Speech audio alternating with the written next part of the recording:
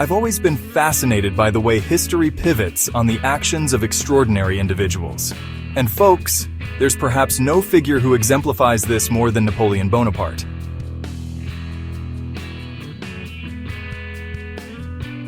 Now, let's take a mental journey to a small rocky island in the Mediterranean. This is Corsica, and it's where our story begins. Napoleon Bonaparte was born here in 1769, just a year after France acquired the island. Can you imagine the irony? The future emperor of France, born on a newly French island, but to a family with Italian roots. Young Napoleon showed an aptitude for mathematics and a fierce ambition from an early age. At just 9 years old, he was sent to military school on the mainland. You know, I always say that education shapes us, but in Napoleon's case, it was like pouring gasoline on an already burning ambition. He graduated as a second lieutenant at 16, younger than most of his peers. But folks, this was just the beginning. Let's take a step back and look at the broader picture. The French Revolution erupts in 1789, and suddenly, the entire structure of French society is turned on its head. For an ambitious young officer like Napoleon, this was, well, it was like being a shark in a sea full of opportunities. He aligned himself with the Jacobins, narrowly avoided execution when they fell, and then, he got his big break. In 1793, Napoleon led the recapture of Toulon from royalist rebels. A 24-year-old artillery officer, outnumbered and outgunned, using innovative tactics to seize a key port. It's the kind of military action that makes careers, and boy, did it make Napoleon's. He was promoted to brigadier general at 24. Now, folks, this is where Napoleon's star really begins to rise. In 1796, he's given command of the Army of Italy. At 26, he's leading seasoned veterans against the Austrian Empire. And what does he do? He doesn't just win, he revolutionizes warfare. Lightning-fast maneuvers, inspiring speeches, bold strategies.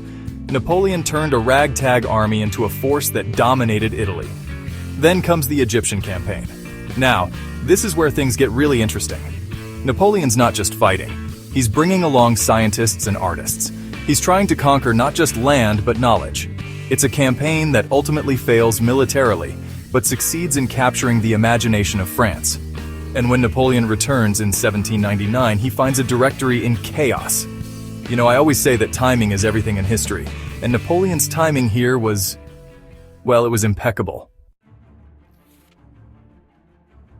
So here's Napoleon back in France, and the government is weak.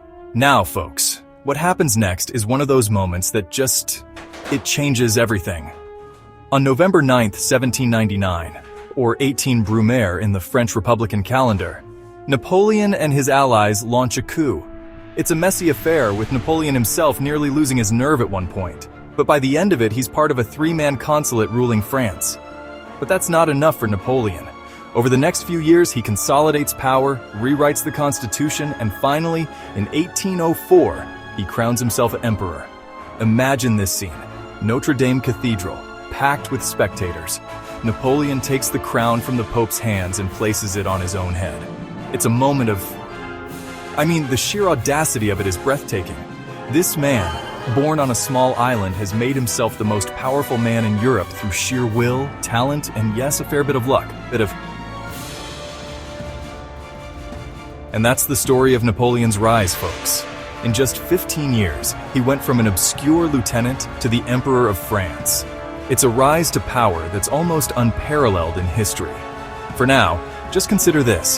How thin is the line between obscurity and world-changing power?